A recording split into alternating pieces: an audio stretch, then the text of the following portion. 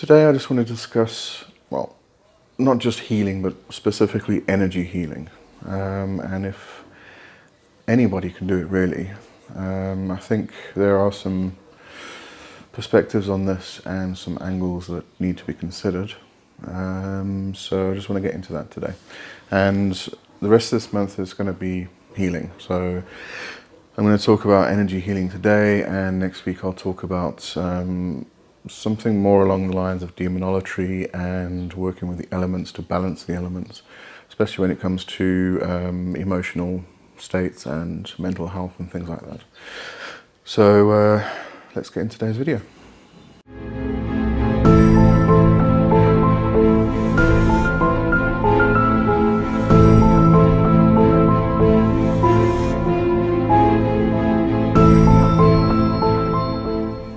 Alright, so energy healing. Now, when we think of energy healing, I think what we're mostly talking about is channeling energy through a person's body and putting it into another person, a plant, animal, etc., in order to heal them. And healing comes in many, many different forms. So you can heal illness or disease, you can heal discomfort, you can heal emotions.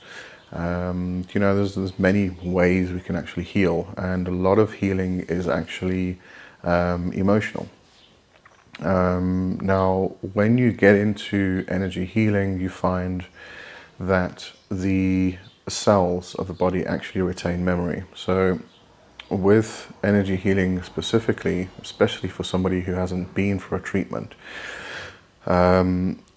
often what we find is that that energy or that memory actually gets released, which causes a lot of tears and a lot of crying is involved. And usually the person doesn't know why they're crying. And it's perfectly natural. It really is just the cells releasing memories that, the body's been holding on to for so long. So it's not specific to any particular thing, it's just pain that's been, sort of pushed down and held for years and years and years. It just gets released in one big flurry. So it's actually very good for that to happen. But what I wanted to speak about as well was, can anybody become a healer?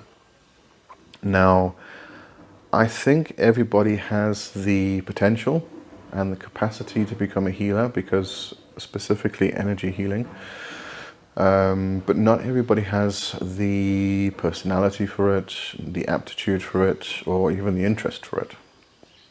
So if you are watching this, you probably do have the interest to learn about healing and energy healing, so you probably do have the personality and the aptitude for it.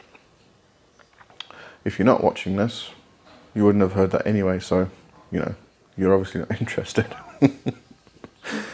Now, healing in broad terms can be done in many different ways, and this video is specifically about energy healing, because there's a slightly different aspect to that. But I mean, you can go into herbal healing, for instance, herbology, walk hunting. You can go into homeopathy. You can go into therapy.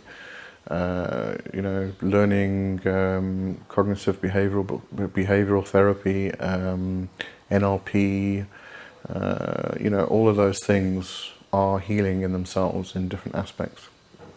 But when it comes specifically to energy healing, there's certain things here that need to be mentioned in order for somebody who is interested in energy healing to actually get the most out of it and the greatest benefit from it.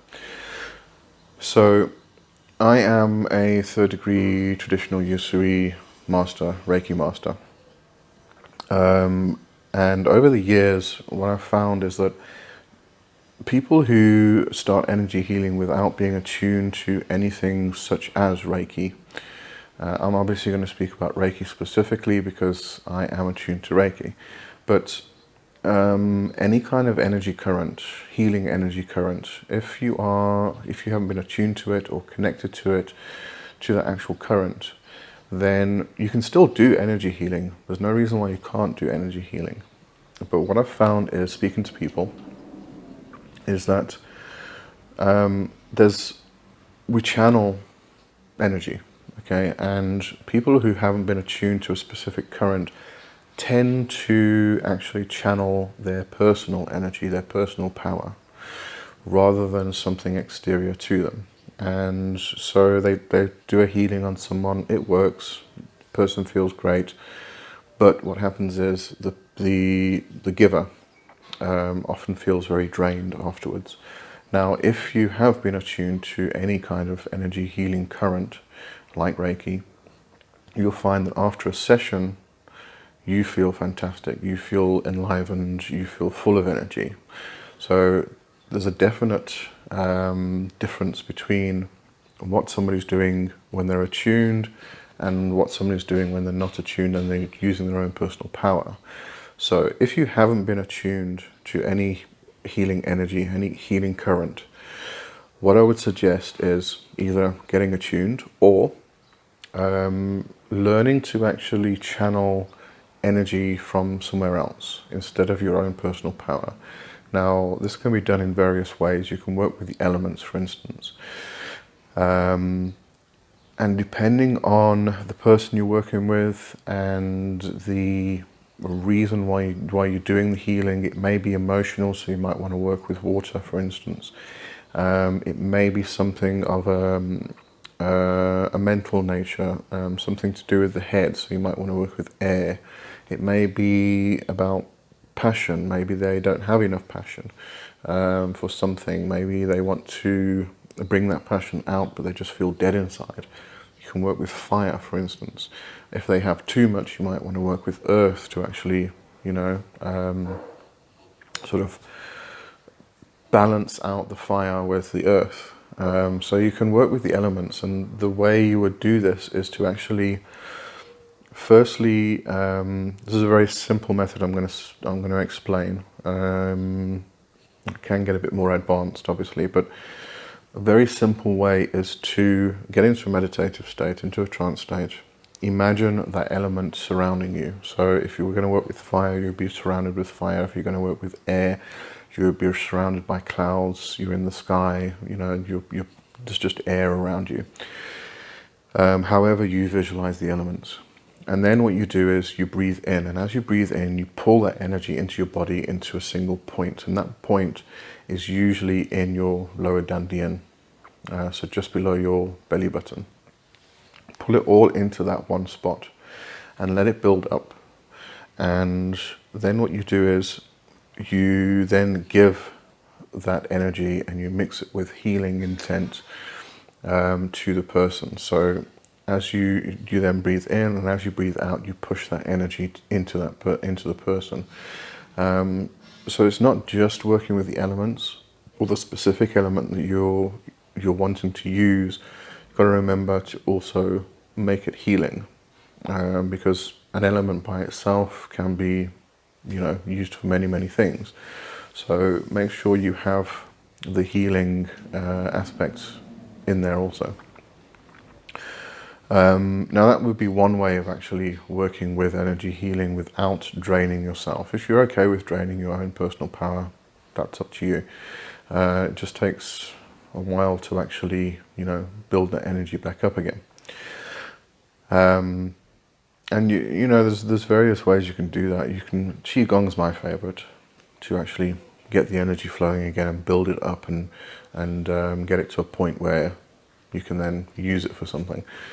And if you're doing Qigong every day, you do build those reserves up, which make it a lot easier. So when you do a healing, and if you are using your personal power, you're not draining all of your reserves. You have some excess that you can actually use. But my suggestion would definitely be to get attuned. And there's a lot of people out there nowadays who are attuning for free. Do your research first, just to make sure they're not some crazy person. Quite back in the day when I started, when I was first trained into Reiki, there weren't, in fact, I don't think there was anybody who was attuning, especially to traditional Usui. Nobody was attuning for free. And you'll probably find that when it comes to traditional Usui Reiki, I don't think anybody's still attuning for free now. And there was a reason for that. When the whole thing started, and Usui taught his first student and attuned his first student, etc., came over to the US. They were charging a lot of money for attunements, especially to third degree. I think it was like $20,000, and this is in the, I'm terrible with history. I think it was in the 70s, if I remember correctly. But it was a long time ago, and $20,000 then. I mean, $20,000 now is a hell of a lot. $20,000 then was like bloody fortune. So it did meet with some criticism, but the reason for it, the reason they had, was that it's supposed to be a gift, and anybody who's willing to pay that amount of money will use it as a gift, as something that, you know, is part of their life path, and they will continue using it. The difficulty comes in when you give things away for free.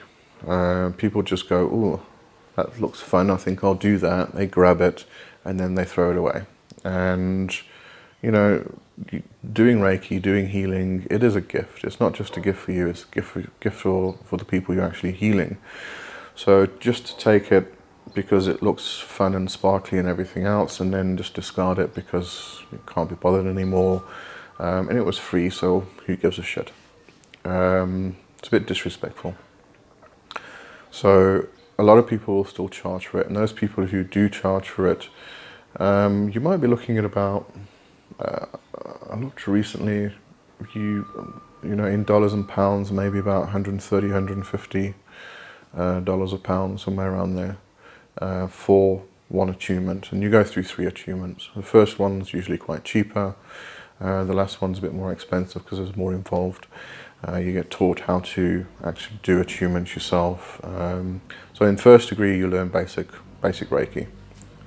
You will learn how to actually do the Reiki, do the hand positions, different methods, sitting position, lying position, you know, things like that. So you do the actual hand positions and actually how to, you get attuned to the energy itself, so you get connected to the current, and then you can actually channel that current through you. So you learn how to switch it on, you learn how to switch it off, okay? Then in second degree, it's very similar, but you also learn distance healing, and distance Reiki or distance healing is no better and no lesser than doing a hands-on. It works extremely effectively. In fact, I prefer doing distance Reiki myself.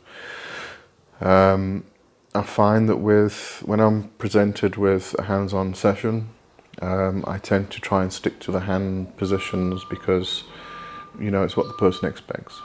But you'll find that a lot of Reiki practitioners, some may stick to the system exactly. People like me kind of bring in a whole lot of other stuff as well, but still use the Reiki current. I prefer to work with the body as a whole, which is why distance healing works a lot better for me. So I won't just focus on one area or particular hand positions and signs and symbols and things like that. I'll actually look at the entire body and go where I need to go.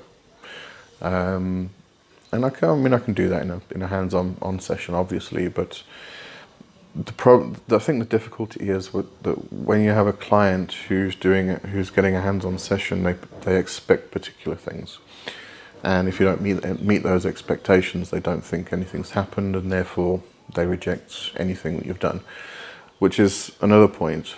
If you do get attuned to Reiki, or you're doing any kind of energy healing, what you'll find is that if you're doing a hands-on, what you'll find is that the energy either flows or it doesn't. Okay? Now, it doesn't mean that you're doing anything wrong as the giver. You are channeling the energy perfectly fine, unless you do find that there's a blockage somewhere and then you need to work on it yourself. But usually the energy is channeling just perfectly. What happens is some people just won't accept it. They don't want to accept it. As much as they try and convince themselves that, this is what they need, they, somewhere in the back of their head, they just don't accept this as an actual bona fide treatment. And so they'll block the energy. So the energy doesn't flow. If it usually comes out your hands when you're doing energy healing. So it channels through you and then it stops. And it doesn't go any further. It doesn't go into the person because they don't allow it to go in. You cannot force that energy in. You cannot force it to do anything or go anywhere. Reiki energy specifically is intelligent. So you can actually put your hands on any position of a person's body and the energy will go to where it needs to actually go to heal the person. So if they do accept it, then you'll feel the energy flowing.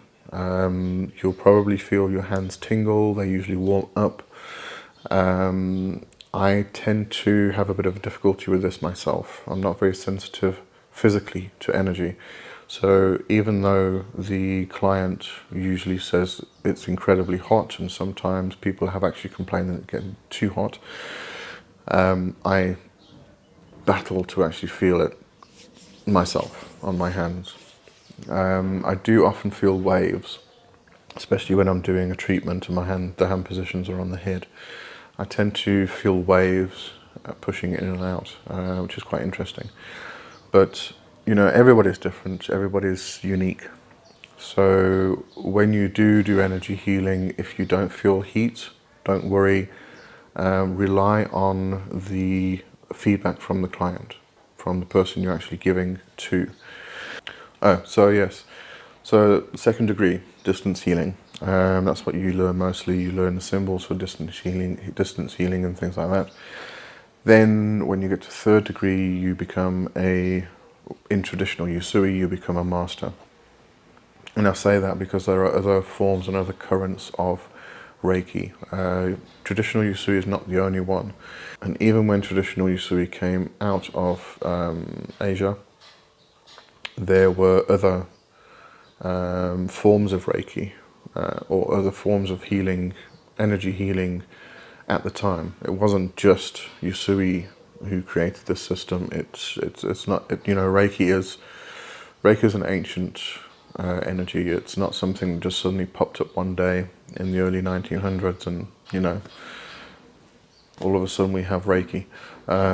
It's an ancient energy, so many people have used Reiki in the past, but the only one that seemed to have survived into the West was Usui, traditional Usui, and then people came up with Kurana and all sorts of different healing modalities. And you'll find if you read the history, there's a lot of ego that went into it. My Reiki's better than yours, and blah blah blah, and all that bullshit. So do your research. If you do want to get attuned to a healing energy, then do your research. Find out which one speaks to you most.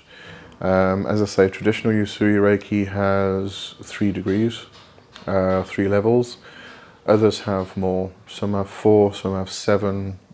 So it's all just different how people were connected to certain energies, and then teaching them, obviously, passing them on. But in traditional Usui, the 3rd degree is master degree, and that's when you learn how to actually attune other people to the energy. And even attunements can be done remotely through distance. So one person can attune another person that's on the other side of the world.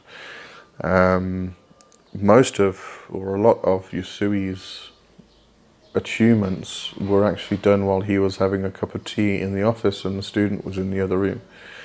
So you don't have to physically be with the person and do all the proper hand positions. It's obviously good to start with that, do those attunements, hands-on attunements, so that you know how the energy works and how it feels and how it flows. And how because the symbols actually get inserted into the aura of the person, and they stay there permanently. There's no, you can get refresher attunements and things like that, but there's no actual need for it. So the symbols actually get inserted, placed into the aura of the person, so they are there. And that happens from first degree, second degree again, third degree. So because you cannot be attuned or connected to a current if those symbols are not actually added to your aura in Reiki. So anyway, so that's energy healing. As I say, I think anybody can do it. Everybody has the capacity and the potential to do it, but not everybody has the interest. If you do have the interest, then you can definitely become an energy healer and any form of healer. As I say, whether it's herbalism or homeopathy or therapy or whatever form you actually want to take. There's lots of different healing modalities that you can have a look at. But just as I say, I want to just speak about energy healing today, and I'm going to start rambling again. All right, so let's leave that for today. And this Friday on Black Hat Chat, we are talking about initiations, oaths, and bonds. There seems to be a bit of a misunderstanding when it comes to the word initiation. It's not just something that happens when you join a group or a coven. So we're going to have a look at that quite in depth this week. And I will see you on Friday, hopefully. If you want to join in on the live chat, please do. Quite welcome. You can ask questions you need to ask, and we will hopefully answer them. All right. Have a great week. Cheers.